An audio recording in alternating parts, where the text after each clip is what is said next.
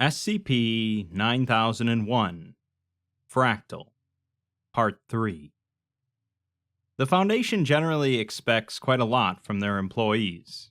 There are countless rules and procedures to follow, safety protocols and classification levels, and they make it quite clear that lives are always on the line, both Foundation members and civilians. It's not surprising then that the Foundation attracts, or rather recruits, very driven individuals, such as Dr. Berryman. The ends often justify the means here, so when given carte blanche and no oversight, Berryman ended up delving a bit too greedily and a bit too deep. Now it's up to the rest of the Foundation to pick up the pieces, if there's any left. Let's take a look. Last time, the Foundation lost contact with Site Romero 5, where Dr. Berryman and her band of merry researchers were cooking up some kill agents. They sent in Agent Saunders, who had the unfortunate luck of being the closest nearby, and things went rather poorly for her. Things also went poorly for the follow-up MTF team that tried an aerial assault on the facility. An exclusion zone around the site was quickly established, and Agent Troy Lament was sent by 058 to recruit Dr. Langford, a former researcher at the site and the co-architect of SCP-9001. Lament finds him at Site 15, where he's working on Project Medusa and consulting for MTF Eta 10. Lament confirms his past history, and then asks if he has any combat training, as he consults for an MTF. Langford admits that he could probably use a few more laps around the track or pool, but Lament says that it'll do, and he hands Langford a tablet. A video taken from the perspective of a helicopter shows an aerial view of the foggy region around Site Romero 5. The site itself looks to be buildings atop buildings, a confusing knot of interlocking facilities haphazardly growing from one another. A second helicopter circles around the side of the tower, its side-mounted machine gun firing at obscure figures crawling out from its windows. A third helicopter then speeds by, but as it descends near the tower, its tail boom fractures into two. Its rotors suddenly multiply, splitting from 5 into 10 and then into an indistinct mass of metal, and it goes down, crashing into the side of the tower. Numerous crawling figures on the tower leap off the sides like fleas and take to the air, swarming around the tower and heading towards the viewpoint. The perspective helicopter pulls back as the figures near, carried on the wind by reams of webbed skin that stretch between numerous arms. 4 are downed by suppressive fire, but a 5th flits about and avoids the barrage as it crashes into the windshield. Many lolling tongues extend from its throat, tearing into the cockpit. The feed spins as the helicopter goes down, cutting the transmission upon contact with the ground. Langford says that can't be real, but Lament remarks that he believes their site's cognitohazards focused on fractals, and those freaky shapes are fractals. It's not a stretch, and it's spreading. Langford buries his face in his hands and curls them into fists before saying that he can understand why Lament came to him. He's willing to lend his expertise for the sake of the Foundation, but this is a difficult subject for him. Lots of not particularly good memories. Lament says that he's sorry to hear that, as he'll be deploying to Site Romero 5 with a squad from his joint task force. Langford refuses, and even though Lament tells him that it's an order straight from 058, Langford says that he doesn't care. He knows full well the consequences, but they can't make him do it. I'm pretty sure they can, actually, and Lament indeed tells him that he will be taken and deployed regardless of his opinion, but it will make it a lot easier for everyone if he goes willingly. Langford tells him that he doesn't understand what he witnessed at that site, and Lament agrees. That site has gone radio silent for years except for scheduled package delivery, so they have no idea what Berryman has been up to. This surprises Langford, but he still doesn't think he can help. He hasn't been at that site in over 6 years, and they have more up-to-date maps of the sites and more up-to-date project research notes. Lament insists that he knows more than anyone else, and when Langford again argues, Lament asks him how Berryman liked her coffee. Langford replies that she liked a single piece of broken-up Cadbury chocolate melted in, and half a creamer pod. Lament then asks him her favorite novel, which is Snow Crash by Neil Stephenson, which is perhaps a bit on the nose for someone who makes cognitohazards for a living. Lament tells him that they may have other mimeticists, but their only expert on Dr. Berryman is him, and given how far the situation has progressed, they're sure as hell going to need that. Langford stares at the floor for 20 seconds before sighing and asking when he deploys. Upon his arrival at the forward operating base, Langford was outfitted and deployed alongside the Joint Task Force. It was decided that the team would utilize the site's subterranean tram access in order to bypass the above-ground hostilities. Their mission would consist of 3 discrete objectives: finding and extracting the core of SCP-9001, determining the locus of the 9001-A phenomenon and destroying it if possible, and apprehending or terminating the suspected rogue agent, Dr. Berryman. Time for a good old-fashioned MTF exploration log. The team consists of Langford, Captain Torres, Technician Warren, Rifleman Sebastian, Navigator Nix, and Depravit Typhlo. A Depravit is apparently an operative who has undergone invasive neurosurgical procedures to prohibit their ability to see, hear, taste, and smell, with augmented mechanoreceptors, allowing an alternative means of perception via acute awareness of vibrations. Basically, they're bringing along Daredevil. They're equipped with 4 standard-issue rifles, 6 pistols, 5 compact Martel pitons that allow for instant transportation between emplaced pitons in areas where spatial shifts might otherwise inhibit extraction, a marksman rifle, a prismatic compass, a portable Scranton reality anchor, a machete, and a quantum-entangled relay device tethered to the high-energy concentration orbital railgun. It's certainly all a lot better than Saunders, who was sent in with a pistol and a good luck. The team arrives in the subterranean tram tunnel and inspects the control booth, finding the tram to be halted midway down the line. The last time it was used was about a month ago, but it was used daily up until that point. Langford remarks that it should have been for the director's use only, and Berryman isn't the sharing type. It wasn't likely to be mutiny, so if they were using it, it was on her orders. They call the tram back to the station, although they'll have to see what was holding it up at the halfway point. Typhlo drops onto the tracks and kneels down to place a hand on the rail, informing the team that the tram is approaching at a rate of 80 kilometers per hour, and there is no movement on board. Langford asks if they're expecting a lot of resistance, and Nix replies that it depends, as there's been a lot of those creatures escaping into the surrounding area since they made first contact. She proceeds to place one of the pitons here, as Torres says that they just don't know. It'll be a ghost town if they're lucky. The tram arrives at the platform and the team boards. Warren heads for the controls, and Torres tells him to watch their speed, as the last thing they need is for this to end up in training footage. Warren mentions that it would be the second time for him, and Sebastian says that Warren was the star of So You've Entered a Non-Euclidean Zone. The group has a chuckle at Warren's expense, and then sit in silence for a few minutes, until Typhlo signals for Warren to stop the tram. She states that there's an obstruction ahead, so they'll walk from here. As they open the doors, a light fog drifts into the compartment, the same from Saunders' footage. Langford remarks that it's likely a meteorological effect, as the anomaly seems to be restructuring everything into fractal patterns, and that could include water vapor. The squad leaps out onto the tracks, navigating to the front of the tram, and begins walking.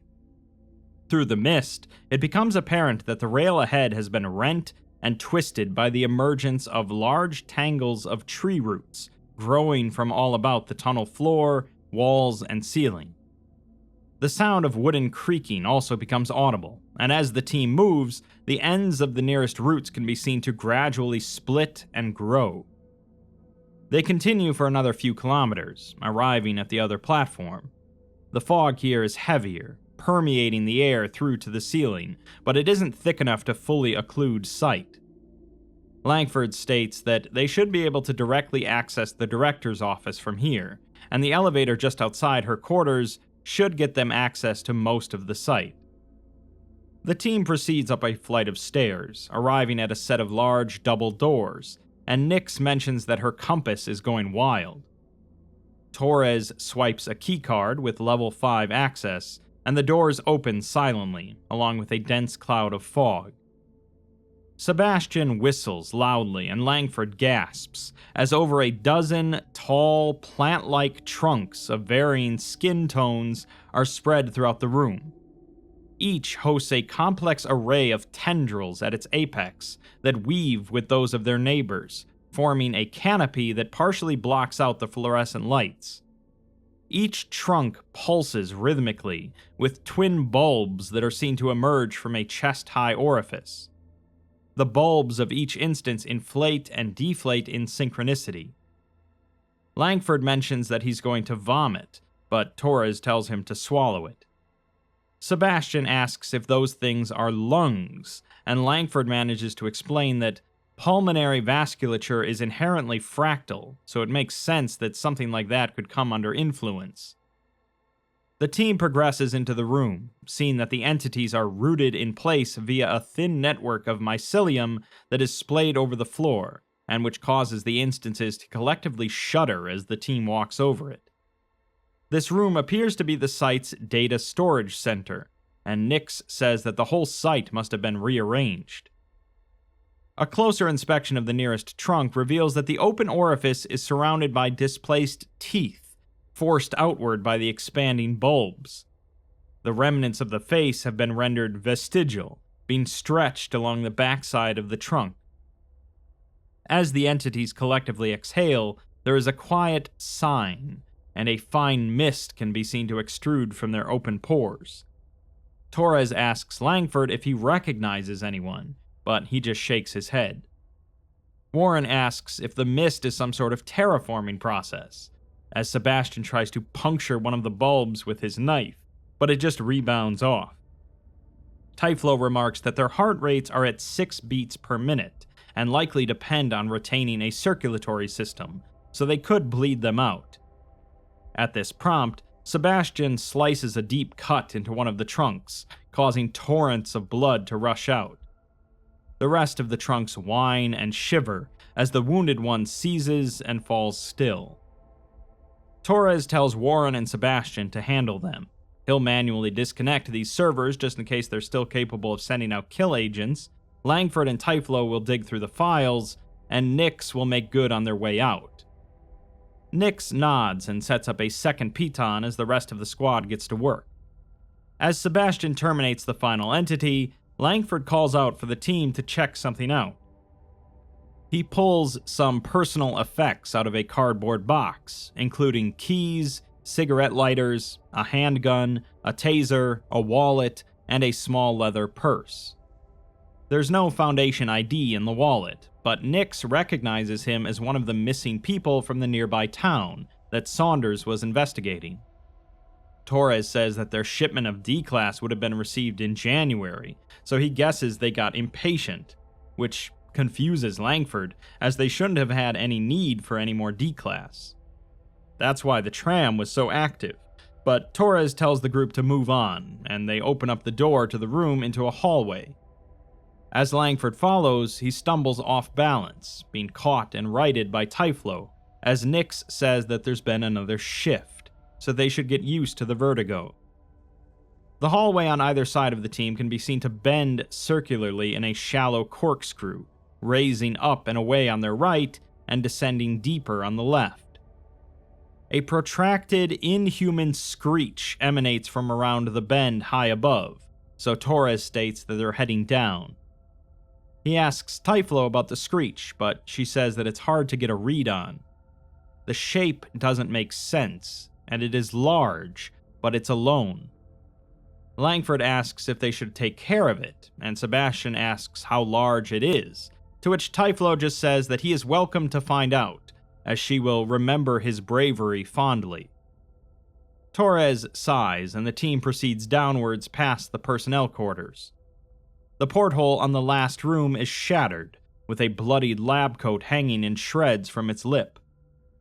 Glancing around, it becomes clear that the occupant had used their bedding to barricade the door. Typhlo brings their attention to a tapping sound up ahead, and the team rounds the next bend to find a crimson web of thin tendrils coating the ceiling, extending for a length of several meters.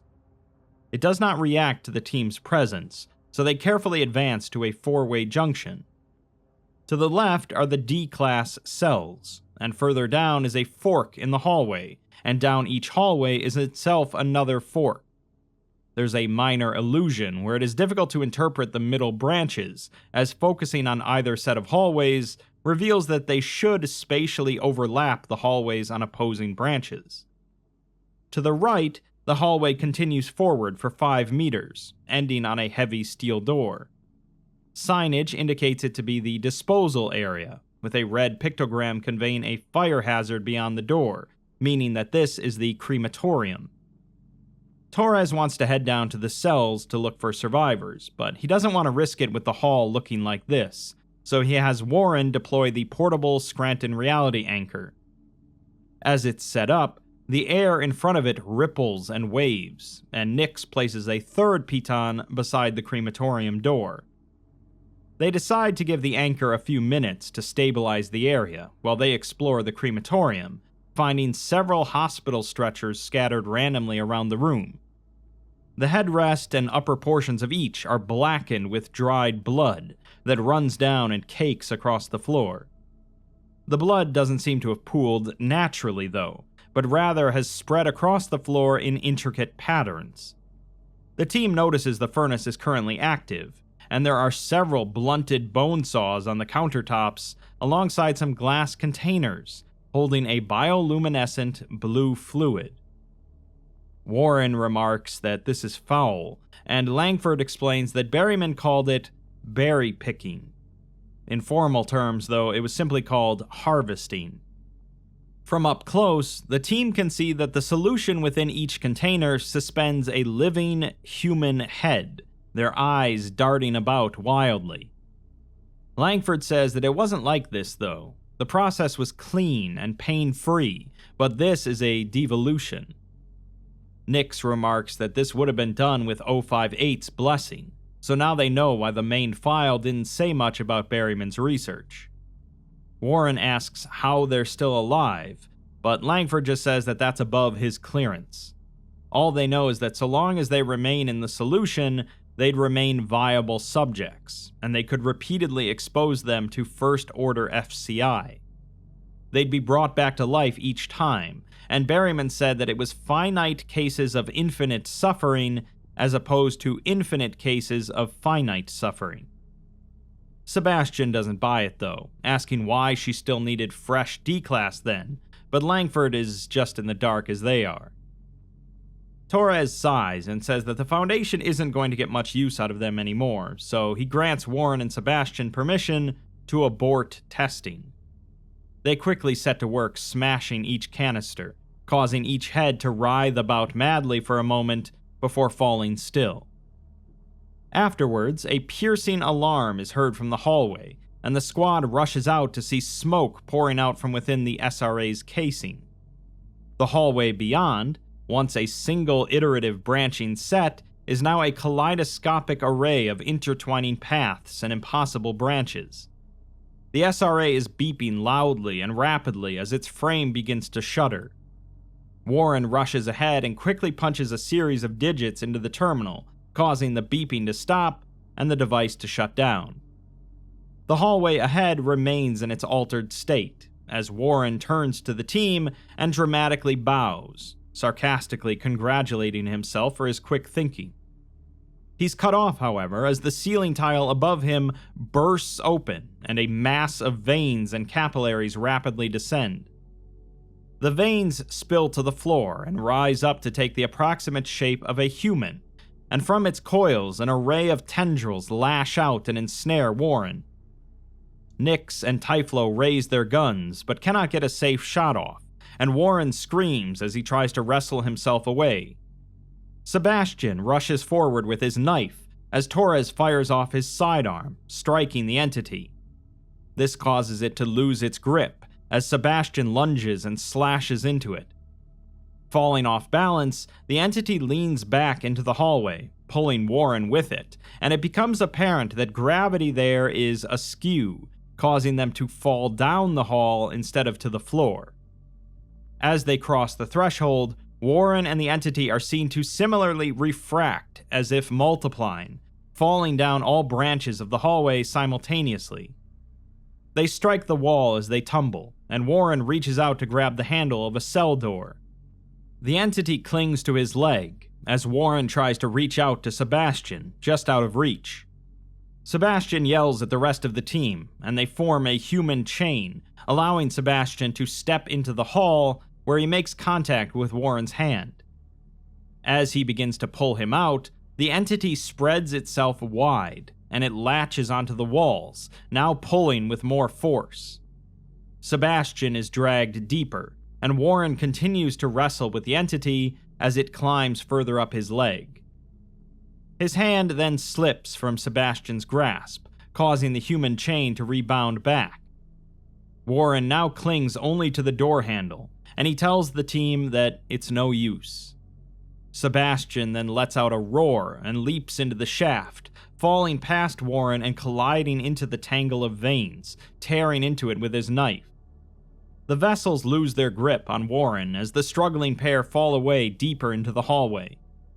Sebastian falls, entangled with the beast, and he grunts as the pair painfully rebound off the sides of the shaft.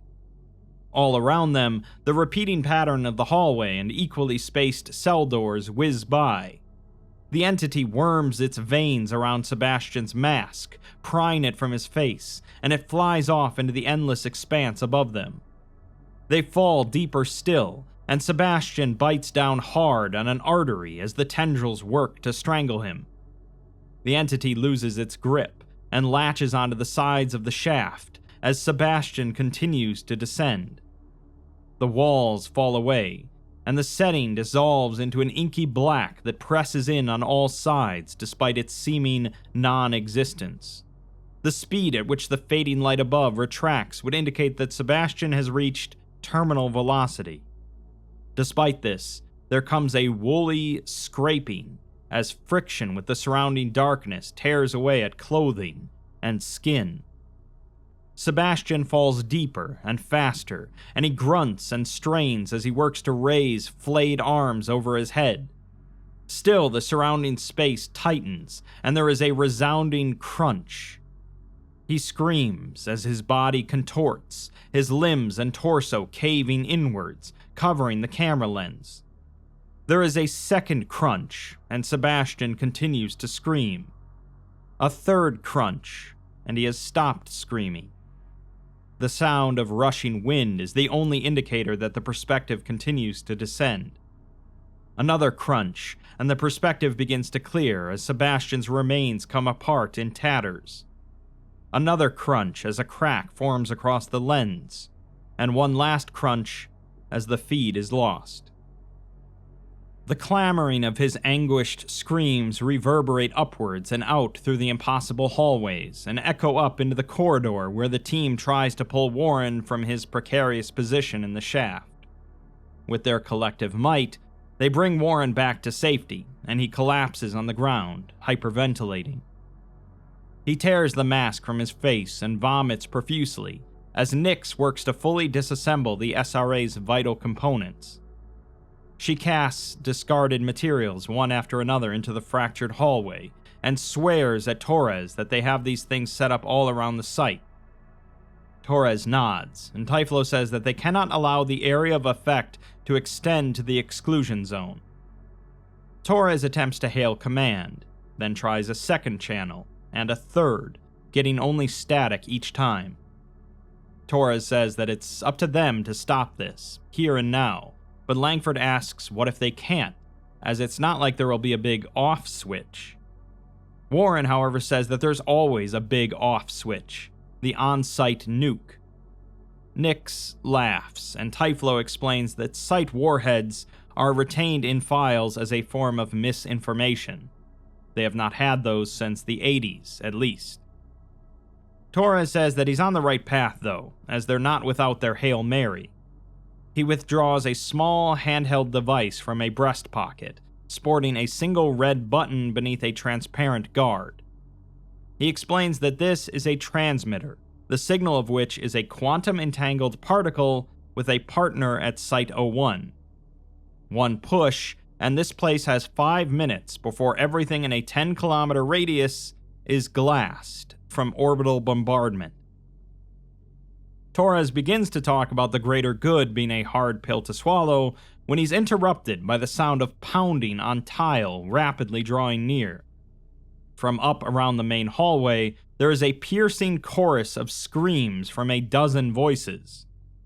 Typhlo says that it's a singular entity, and the squad breaks out into a run down the main hallway. They round bend after bend, ignoring side paths as they come across them. The cafeteria doors at the end of one hall lay forced open from within by a throng of twitching fingers that continuously branch and grow and branch again. A wing designated as SL2 cannot be sighted for the mass of hair that seems to grow from every surface, blotting out the lights within. The maintenance sublevel is choked by an overabundance of twisting, knotted pipes. The floor here transitions from smooth tile to rough metal railing, and white walls fall away to gray concrete. The pounding and the wailing grows louder as the creature slowly gains on the squad. Langford, trailing behind and clearly winded, steals a backwards glance and sees the entity. Broken, disjointed wrists spill into too many hands that smash into the ceiling, the walls, the floor, all crashing down with shattering force. Langford elicits a panicked whimper and desperately charges ahead to catch up. Gone now is the overhead fluorescence that bathed the halls above. Their flight is now lit by individual bulbs whose fixtures swing from the tremorous force of the advancing behemoth. Each shatters in turn as it comes across them, drawing nearer. Torres passes through an open bulkhead, skidding to a stop at a control panel on the opposite side. A klaxon rings out as Torres pulls a lever, and the bulkhead doors slowly begin to close. Nix turns and fires over Langford and Typhlo in 3-round bursts, which Typhlo just ignores, but causes Langford to flinch and stumble to the ground. Typhlo rushes to Langford's side, and from the darkness before them, innumerable fingers extend and cling to scaffolding, only to be subsumed and overcome by yet others. It becomes apparent in this moment, as its limbs fracture into fresh iterations, that the behemoth has not simply been chasing after them, it was growing. From within its center emerge several gaunt, howling faces who each hold wide their maws, birthing from within perfect replicas that repeat the process in kind. A dozen sets of lifeless eyes peer out from a thick tangle of hair. The squad's shots do little to deter their recursive germination. With the bulkhead doors a meter apart, and Langford too stunned to escape, Typhlo grips about his collar and waistband before hurling him through the closing doors. In the moments before the doors fully seal, Typhlo is seized and pulled airborne. Untold numbers of clawing, skewering fingers dig into every perceivable surface, and in less than a second, every bit of her is separated from the next in a fountain of viscera. The bulkhead seals, and Langford yelps as the doors are struck repeatedly with force from the opposite side. The squad takes the opportunity to catch their breath, and see that they're in a darkened antechamber, lit only by rotating emergency lights. A second bulkhead now slowly opens, with red light spilling in. Torres asks where the hell they are, and Langford says that they've made it to the 9001 Production Center. The room on the other side of the doors is dark, with the only light coming from a dozen terminals stretching across the eastern wall. There is subtle movement in the darkness, accompanied by the sounds of frenetic typing and a haggard breathing. Proceeding with caution, Torres and Warren activate their torches, showing a collection of loose skin splayed all about the floor. Torres' light traces its way across the flesh of the abomination to where narrow limbs raise up from within its folds. Elongated fingers and toes multiply and iterate, extending towards various keypads throughout the command center, where it endlessly types a series of commands and prompts. The head of an aged male dangles upside down in its center, supported by a willowy neck, and Langford recognizes him as Dr. Coleman. The thing that had been Coleman strains its neck to turn and regard the approaching squad, drawing a rattling breath. Its lips purse, and a sound that could be mistaken for "please" escapes its throat as Torres takes aim with his sidearm. It is struck between the eyes, and the typing ceases.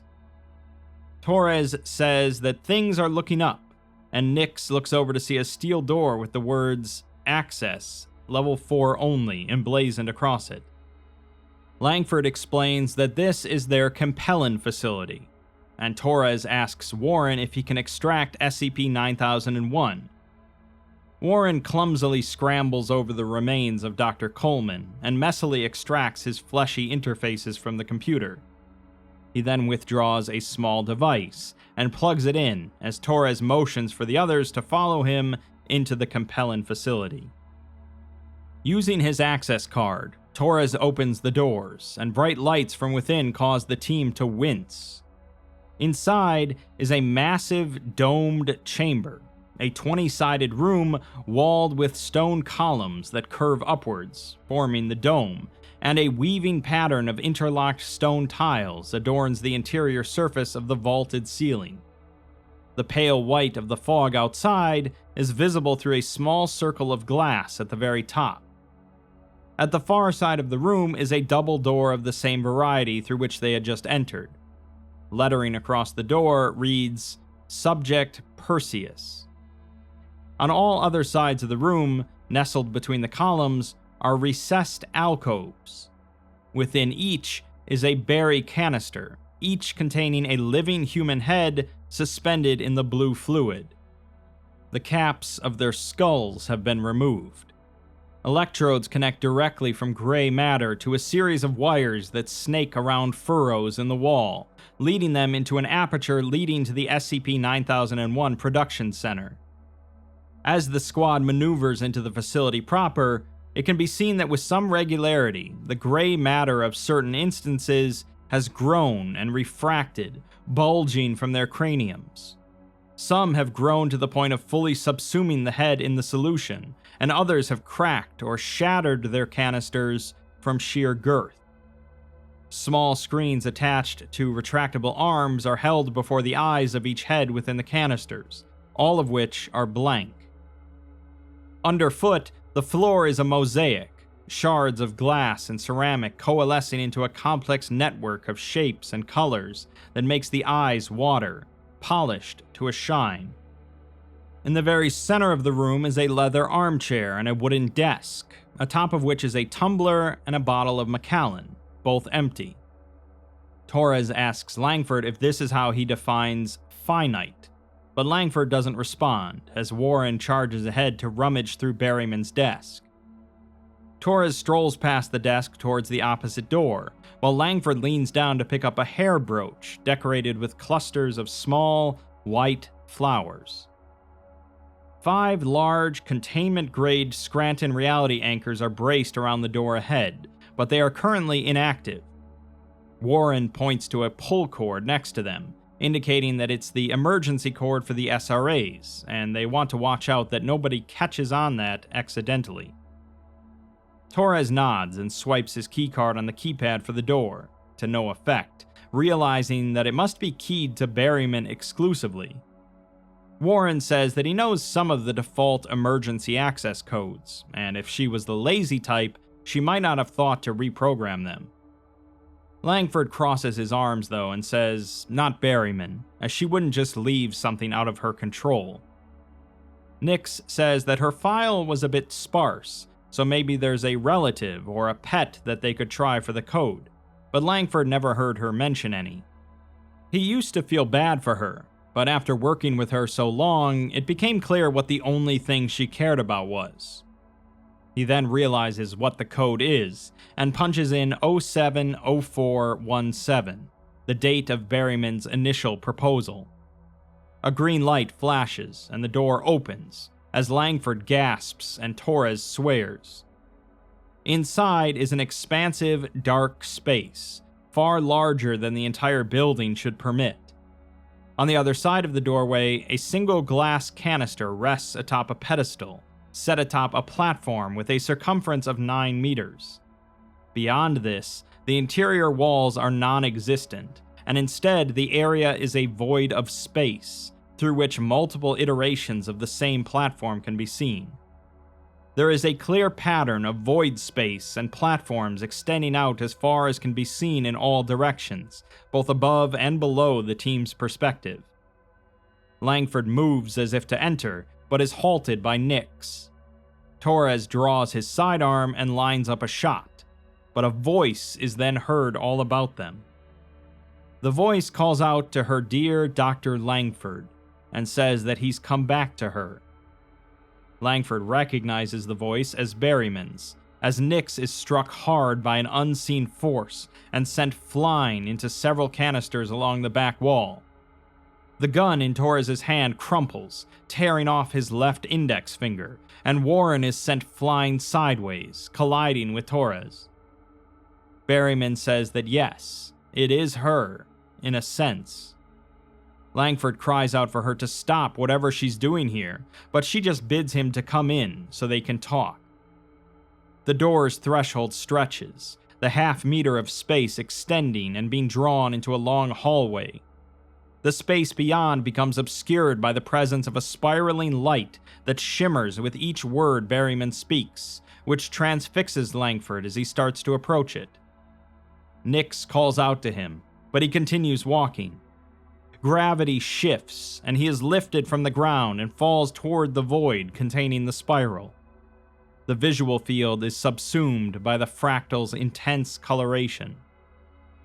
Light fills the field of view as it enters a dense region of the fractal, and the duration of Langford's fall is indeterminate, with subsequent viewings of the footage varying from a few minutes to several hours.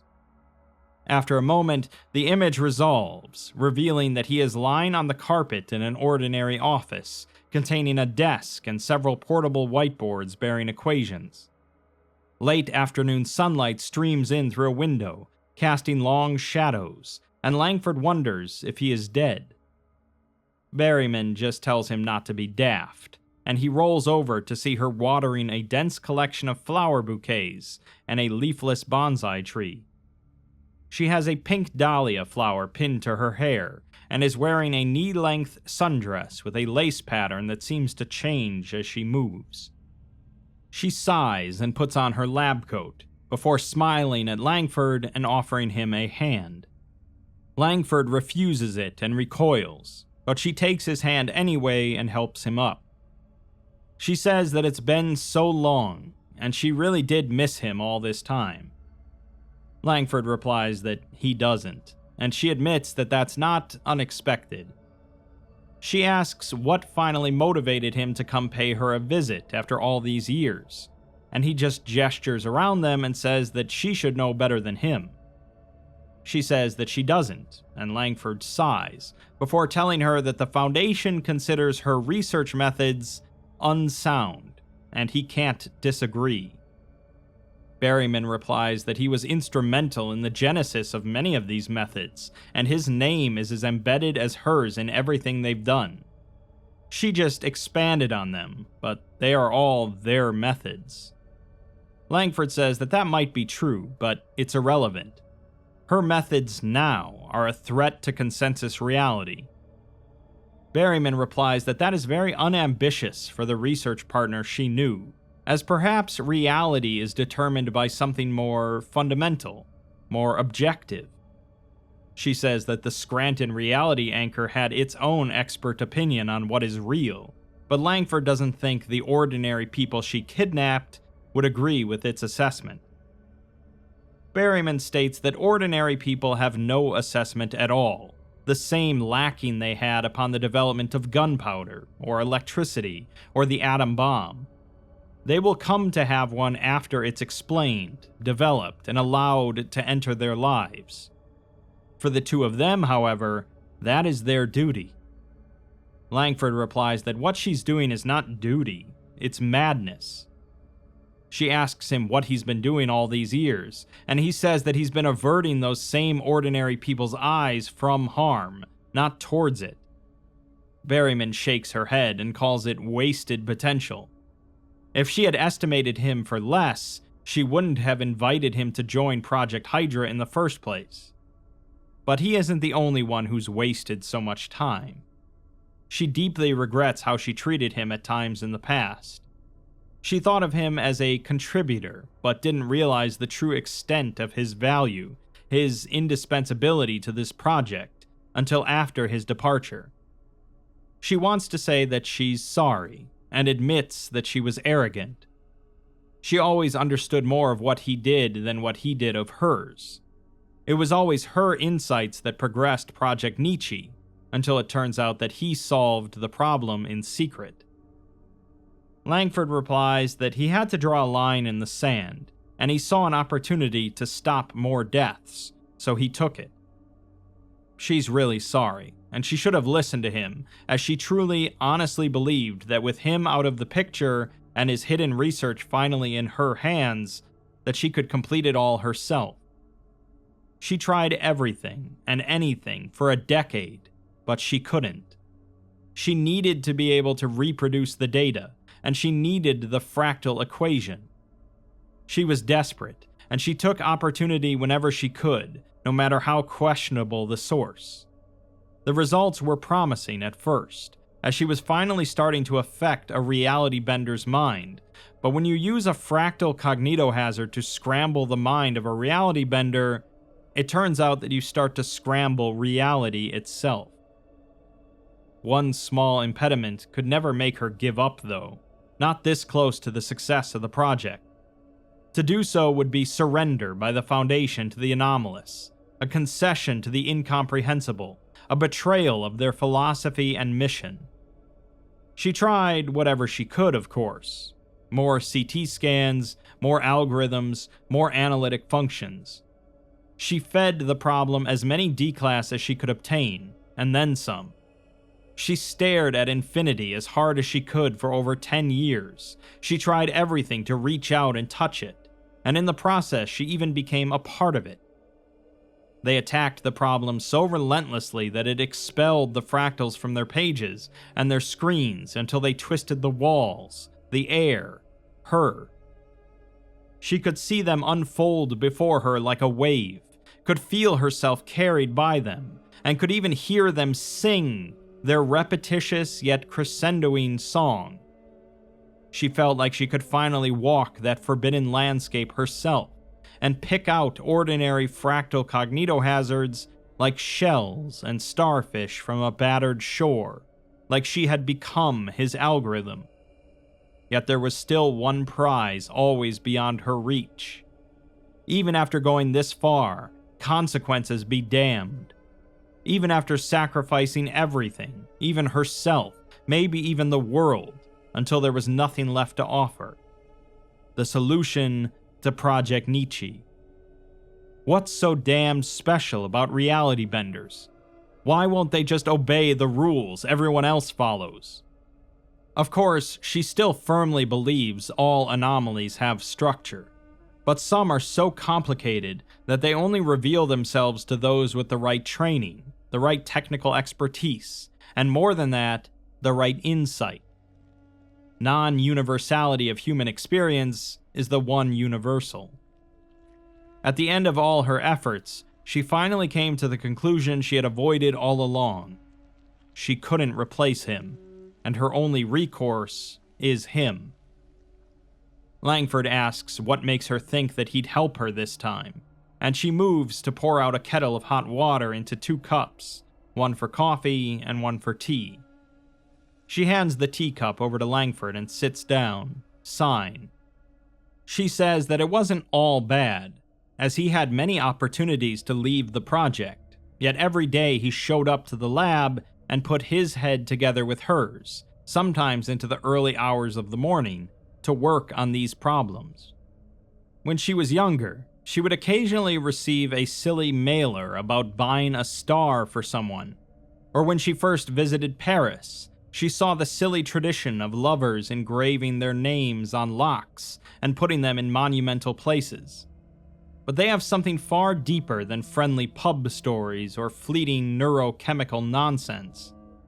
Their names are intertwined and stamped, weaved into something more fundamental than reality itself, more fundamental than the noosphere, something that existed before everything and will exist after its end, something unbreakable and eternal.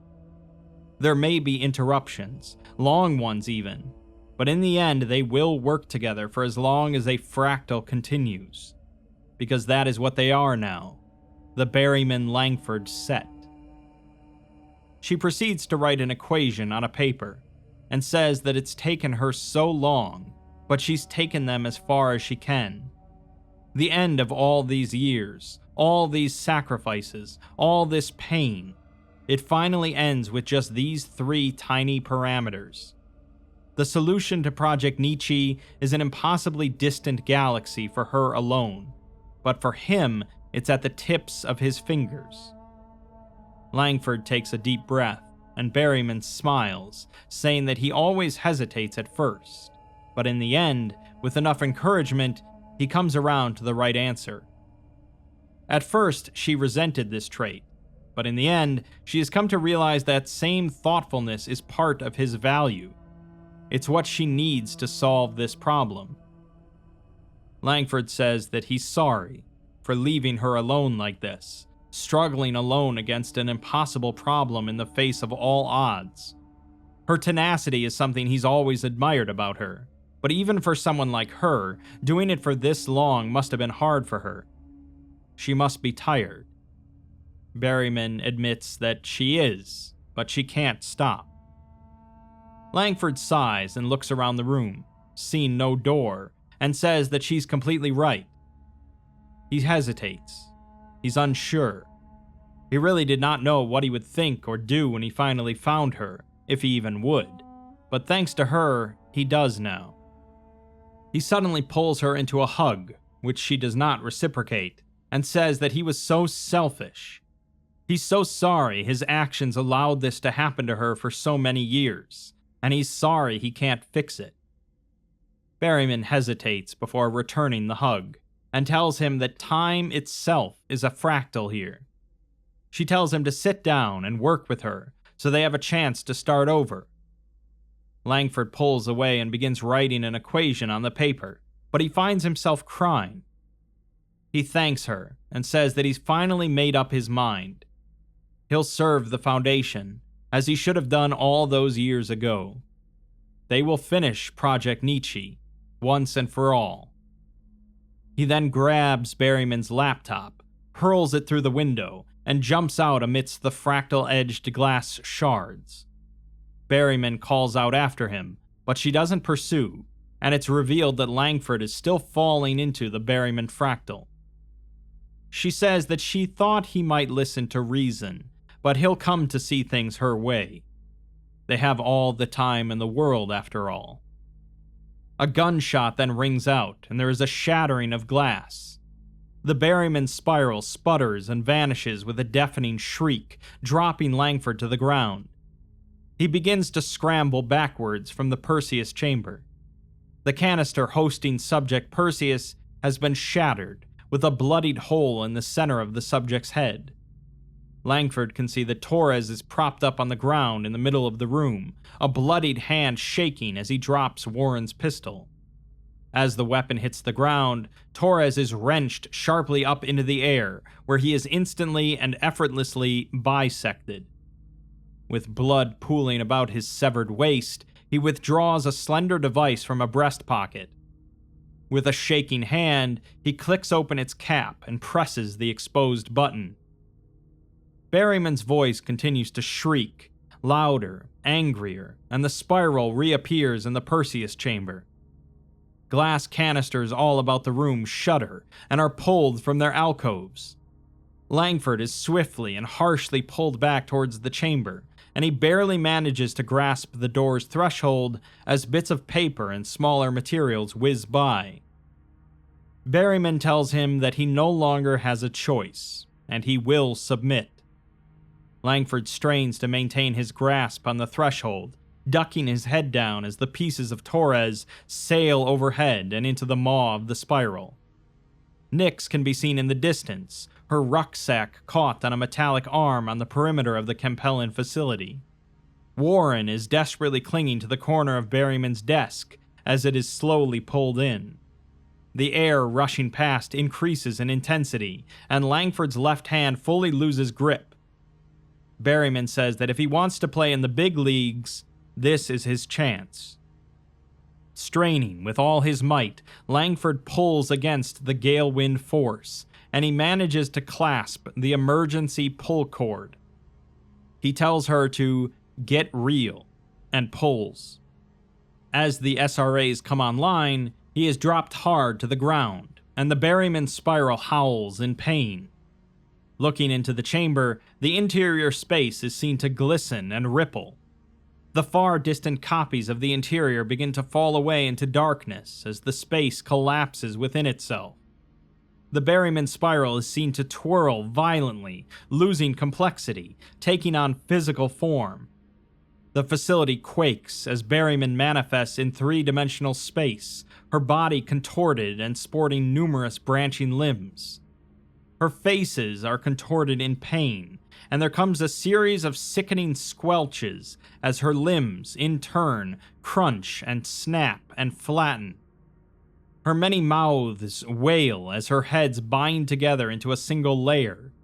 Nyx and Warren arrive at Langford's side, and the three stare on as the Perseus chamber regains its walls, aligning with its natural state. Berryman's body is splayed against the interior wall as if superimposed as a 2D image. She continues to scream as all parts of her body at once are drawn to a singular point in the middle. She is rendered a single, shrieking point, and with a pop, the point vanishes into non-existence.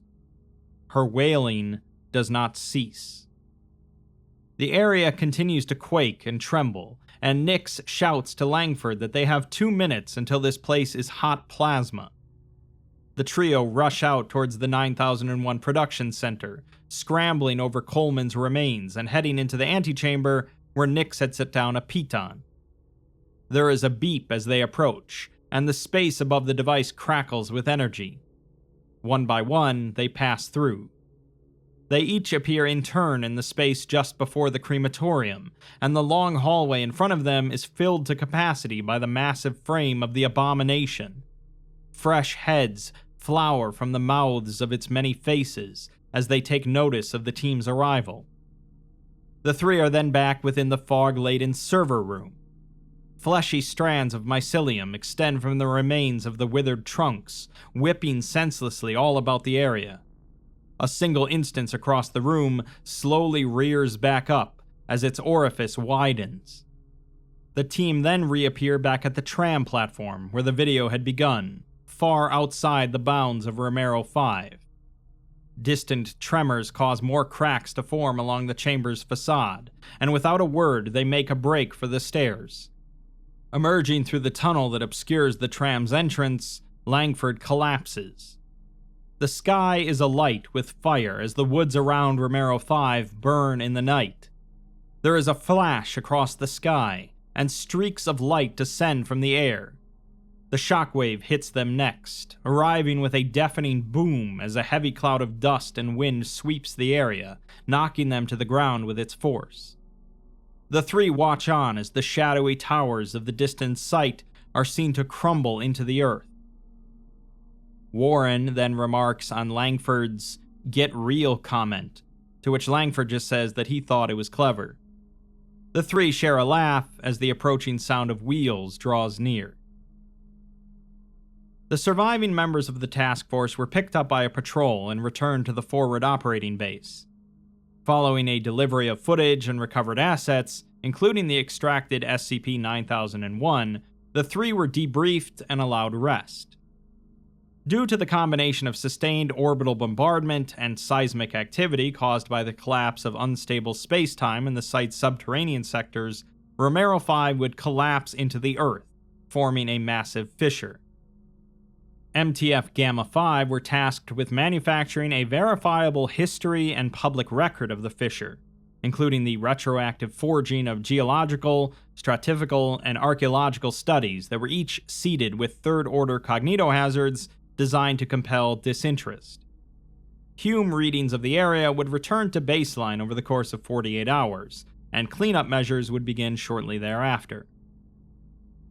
During exploration of 9001-A, the task force would acquire reams of research data and logs, including topographical analysis of the BL set, which indicates regions of high activity, and delineating dead regions, shipping manifests outlining the transfer of D-Class personnel between 2019 and 2025, and handwritten notes authored by Dr. Berryman.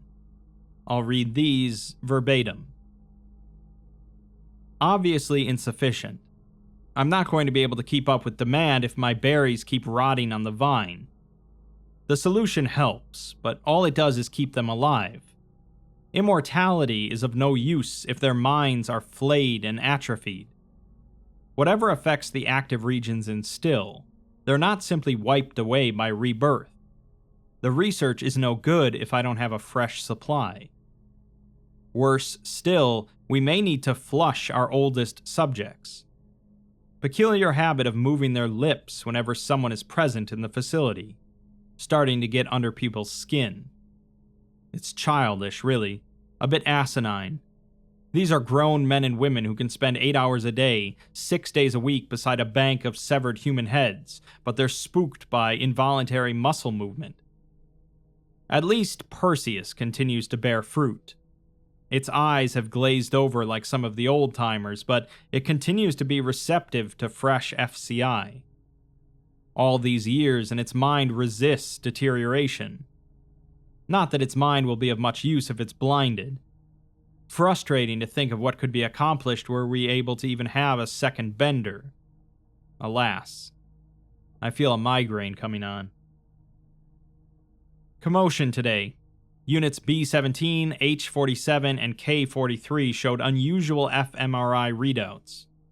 Beckett, fool that he is, suggested that we might have stumbled on a new First Order, stupidly forgetting that K-Batch is our control group and is explicitly only exposed to dead regions. I'll never understand how he made it this far in life. I had them taken down and shipped off the bio for testing. Results came back by early evening. PET scans revealed TDP-43 aggregates, heavy protein folding. The readings were skewed because their minds were systematically being reshaped. Decided to reinstate B-17 and monitor the situation. H-47 and K-43 have been placed in cold storage. No correlation between the BL regions they'd been exposed to over the last year. No clear demographical similarities between subjects. And as this day is only getting better, I noted physiological changes with Perseus. Vortex veins in the sclera have seemingly become more pronounced. Brain state nominal, for now, but I might have to beg 058 for a replacement soon. 7 more berries displaying the same protein folding. Perseus's situation continues to devolve. A vein in the right sclera is seemingly distended, breaching the iris of the right eye. Between recent mishaps and the state of our star pupil, migraines have started getting worse. Constant ringing in my ears. New shipment today, so we're finally back at full capacity. No time to celebrate this, though. Beckett collapsed. Happened right in front of me as I exited Perseus's cell. He'd been across the room helping to install replacement subjects when he suddenly went down. Idiot likely caught a glimpse of one of the compelling screens. Shame it wasn't First Order. Coleman insists Beckett simply hasn't gotten much sleep lately. few on the team have. There's this shrill sound audible in the production center and Capellan facility. We've not identified the source, but it'd explain the tinnitus at least. Hyperoxia. Oxygen intoxication. Beckett is stable in medical right now, but it appears that his body is taking in an excessive amount of oxygen. Had Parsons run a CT, and sure enough, his pulmonary vasculature seems to have nearly doubled in complexity. It's clear now. The affected Capellan subjects were situated within line of sight of Perseus's cell door. Checked to make sure the SRA array is still functioning, and everything comes up clear. Whatever's happening, it's not reality bending. Not exactly. Even if Perseus wasn't kept in check with SRAs, he wasn't a particularly strong bender in life. He couldn't so much as will his shoes tied together. I'm going to need to get tested myself. By all rights, I should be dead. Myself and near everyone who'd been in the Capellan facility over the last several weeks. I've got it worst of the bunch. My bean is damn near the shape of a pretzel. Despite this, I feel fine. Ran a battery of cognitive assessments. All clear. The very picture of perfect mental health. Parsons was always a bit of a kiss-ass, but I'll take whatever reassurance I can. In other news, Beckett's up and running, quite literally, with a fervent energy the layabout's not displayed before, as if his body simply adjusted to the excess oxygen intake. Even had a bright idea for once. On his suggestion, we fed some recently discovered second orders through B-17's monitor. No effect. So we tried a first order. Nothing. It's become immune. Almost a decade of dead ends, of painstaking trial and error, of pathetic, minuscule baby steps, all washed away in a matter of weeks. About a third of our berries have been affected by Perseus. Of them, not a one has shown any susceptibility to FCIs of any order. The staff, too, can now safely look at SCP-9001 readouts. It goes beyond mere immunity, though. The affected staff can now directly identify active regions when traversing generations of the Fractal plane. Over 100 first orders located within an hour, as well as matching inoculant zones. It feels so natural, like scanning the beach with a metal detector. One only has to listen closely. The swirls and lines call out. The shapes are practically screaming. Gone away are the brute force methods of the past. Perseus has given us the keys to true progress. On-demand FCI production. And if that's not enough, Perseus delivers on a second front. I tested some of the older CCIs we have on file. Across the board, they've shown zero effect on my staff. The implications for wider Foundation use is staggering. With a moment's exposure, agents can be granted immunity to cognitohazardous influence. This is lives saved. In the field, in containment, in research and study. Perseus is going to change the way we operate. To think I'd be the architect behind not one, but two Thaumiel-class anomalies. Decided to shut down Perseus's SRA array. Wasted power. Without their constant humming, it's much easier to hear the pattern. The only bad news is, even this incredible development still doesn't solve Project Nietzsche. No matter. We must be close now. I've started cycling in some of our level 2 and 3 staff into the Capellan facility. Physical mutations. 3 of my level 5s have developed polydactyly. The fingers are fully functional, and none have reported any pain, but it may be best to start limiting exposure. We're not quite prepared to publish our findings to 8 just yet. It would only take one word to shut us down entirely. Or would 8's words even affect us? What is Perseus actually doing?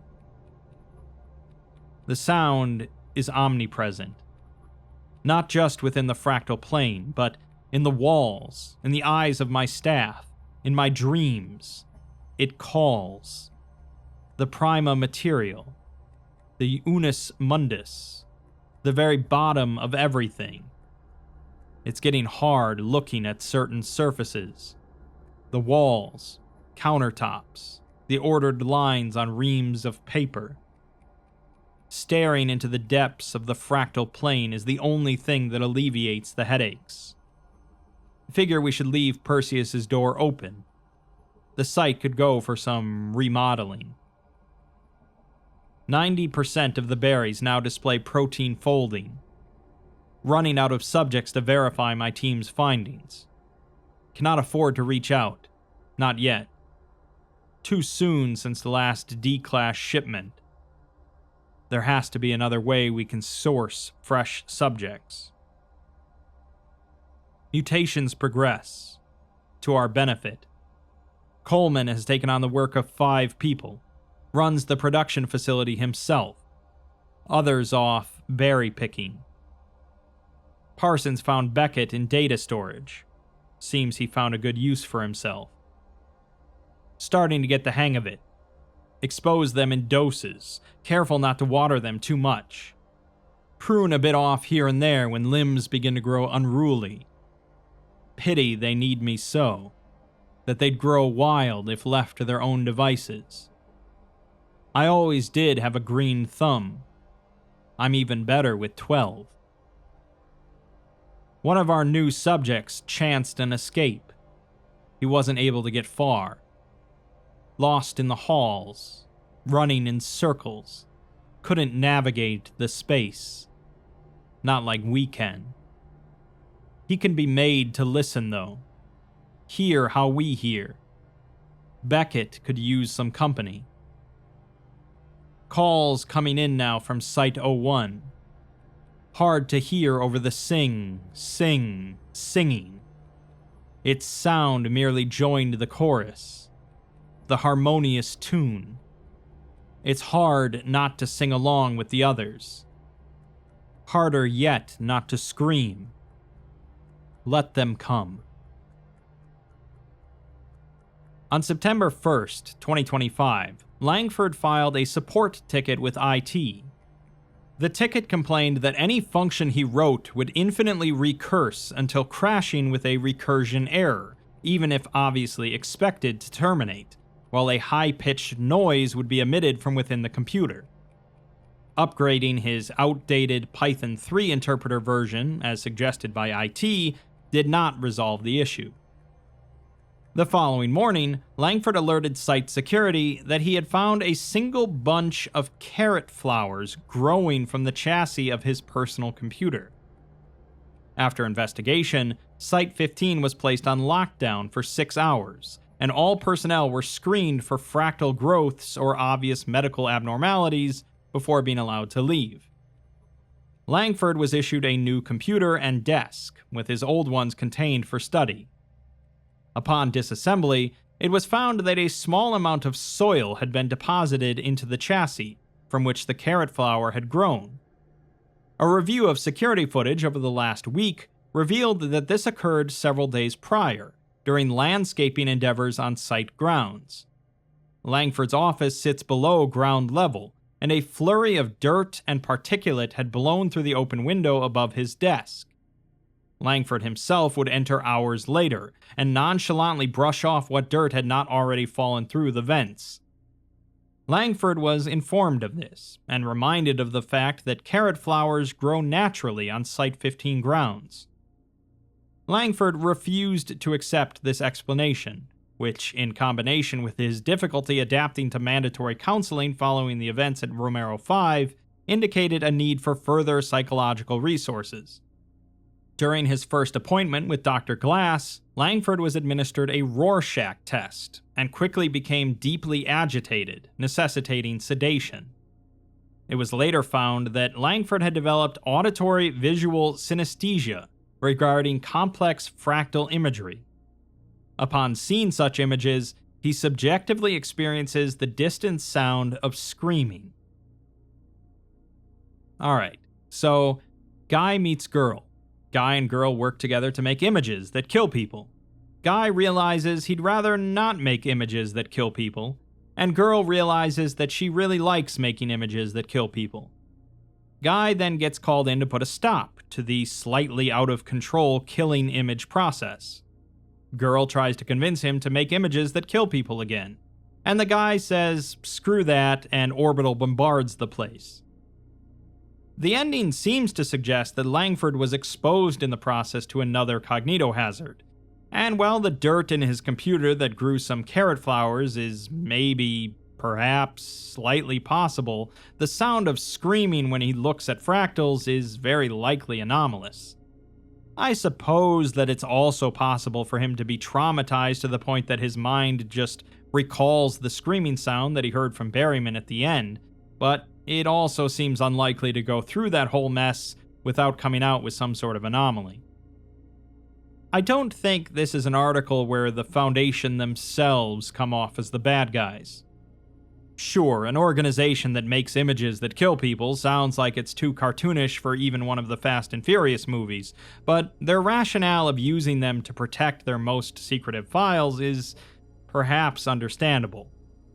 We could point to Berryman as being a rather cartoonish villain then, as she was kidnapping people and forcing them to be everlasting heads in jars to be exposed to kill agents for eternity.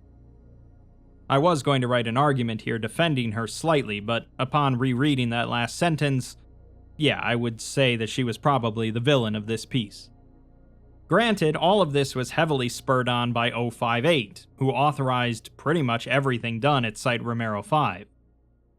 It's a tragedy, then, for pretty much everyone involved, and a good reminder to never care too much about your job.